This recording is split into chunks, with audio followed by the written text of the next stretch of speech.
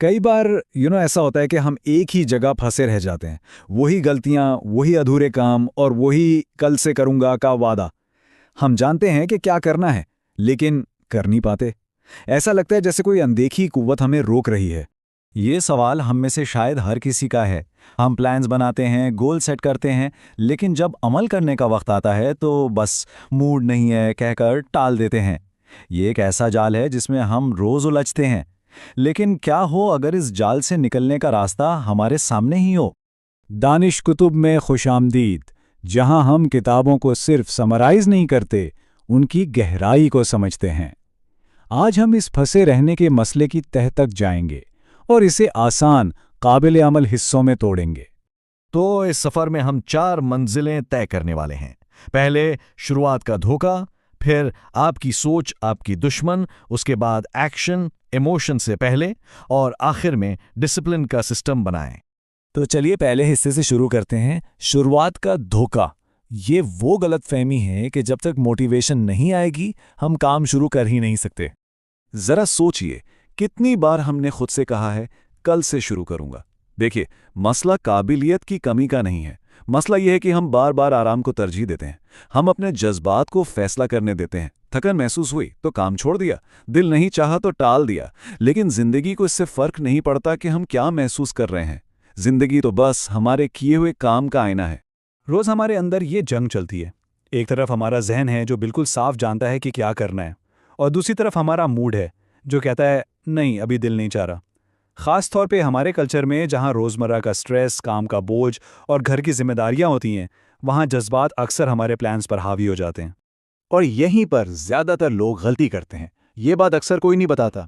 हम सोचते हैं कि मोटिवेशन काम शुरू करने के लिए फ्यूल है, जबकि असल में मोटिवेशन काम शुरू करने का रिवॉर्ड है। जब हम काम शुरू करते हैं, थोड़ी सी प्रोग्रेस देखते हैं, तब मोटिवेशन आती है कि इससे और किया जाए। तो मसला मोटिवेशन की कमी नहीं, उसका इंतजार करना है। चलें अब हम दूसरे हिस्से की तरफ बढ़ते हैं। आपकी सोच आपकी दुश्मन। अगर मोटिवेशन का इंतजार करना मसला है, तो फिर हम शुरू क्यों नहीं कर पाते? इसका जवाब साइकोलॉजी की एक बहुत powerful field, cognitive behavioural therapy या सीबीटी में मिलता है।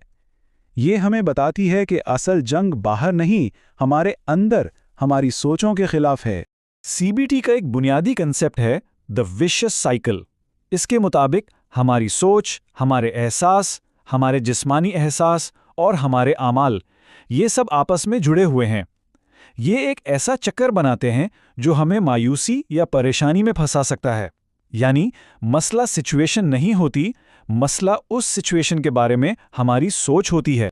इस तस्वीर को देखिए, ये इस चक्कर को बहुत वाज़े तौर पर दिखा रही है। फर्ज करें जहन में एक ख्याल आता है, मैं नाकाम हूं। ये सोच आपको उदासी महसूस कराती है। फिर उदासी की वजह से जिस्म में सुस्ती और थकान आ जाती है, और जब हम सुस्त महसूस करते हैं तो हम काम नहीं करते, जो हमारी पहली सोच को और मजबूत करता है कि हाँ, मैं वाकई नाकाम हूं। देखा, एक मनफी ख्याल ने पूरा चक्कर शुरू कर दिया। साइकोलॉजिस्ट इन सोचों को एक नाम देते हैं, नेगेटिव ऑटोमेटिक थॉट्स या NATS। जैसा कि नाम से जाहिर है, ये वो मनफी ख्यालात हैं जो बिना किसी कोशिश के हमारे जहन में अचानक आ जाते हैं। जैसे, लोग मेरे बारे में क्या सोचते होंगे, या मुझसे ये काम नहीं होगा। हम अक्सर इन सोचों को हकीकत मान लेते हैं, जबकि ये सिर्फ ख्यालात होते हैं। असल दुश्मन विल पावर की कमी नहीं, ये नैट्स हैं। तो इस चक्कर को तोड़ें कैसे? सीबीटी इसके लिए एक सिंपल 3 स्टेप टेक्निक बताती है। Step 1, catch the thought. जब भी बुरा महसूस हो, रुक कर देखें कि उस वक्त जहन में क्या ख्याल चल रहा था। Step 2, look for the evidence. उस ख्याल को चैलेंज करें, पूछें क्या इस बात का कोई सबूत है कि ये 100% सच है। और आखिरी step 3, find an alternative thought. एक ज्यादा मुतवाजिन हकीकी सोच बनाएं। मसलन, मैं नाकाम हूं की जगह मैंने इस काम में गलती की, लेकिन इससे सीखकर बेहतर कर सकता। जहन के इस जंग को जीतने का सबसे बेहतरीन हथियार सोचना नहीं, अमल करना है। और यहीं से हम अपने तीसरे हिस्से में दाखिल होते हैं, एक्शन इमोशन से पहले। यहां हम सोच से निकलकर अमल की दुनिया में कदम रखते हैं। इस पॉइंट को समझ लिया तो बाकी सब आसान हो जाता है। डिसिप्लिन उन लम्हों में बनता है जब हम उस काम का सामना करते हैं जिससे हम बच रहे होते हैं। पहले अमल, फिर एहसास। असली ताकत मुश्किल काम करने से आती है, उसके बारे में सोचने से नहीं। हम एक्सरसाइज करने का इंतजार नहीं करते कि मूड बने, हम एक्सरसाइज शुरू करते हैं और उससे मूड बन जाता है। मेरा अपना तजुर्बा ये कहता है कि असल आज़ादी मोटिवेशन से नहीं, खुद से किए गए छोटे छोटे वालों को पूरा करने से मिलती है।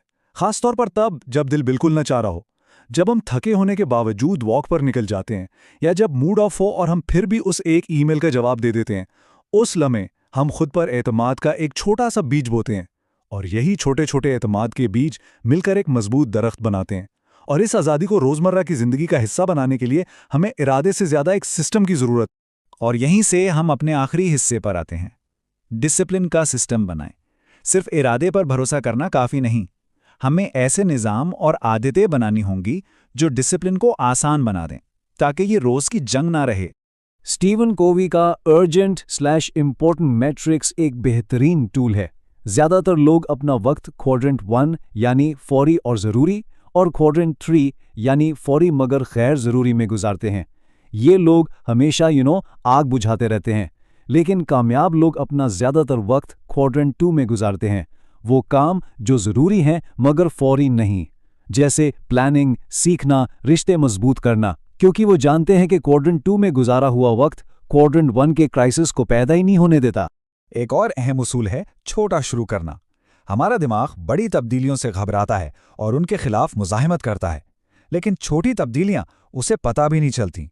मैं पूरी किताब पढ़ूंगा, एक बड़ा मुश्किल गोल लगता है, लेकिन मैं सिर्फ एक सफ़ा पढ़ूंगा, ये इतना आसान है कि इसे मना नहीं किया जा सकता। हमेशा याद रखें, इस्तिमरार यानी कंसिस्टेंसी शिद्दत से ज़्यादा ज़रूरी। तो आज ही क्या किया जा सकता है? ये कुछ फौरी आसान कदम है। उस एक ईमेल का जवाब दे दें जिसे कब से टाला जा रहा है। सिर्फ 5 मिनट के लिए वॉक पर चले जाएं। ईट दैट फ्रॉग का उसूल अपनाएं, यानी दिन का सबसे मुश्किल काम सबसे पहले करें। या हैबिट स्टैकिंग करें, एक नई आदत को पुरानी आदत के साथ जोड़ दें। इनमें से कोई एक चुनिए और अभी करें।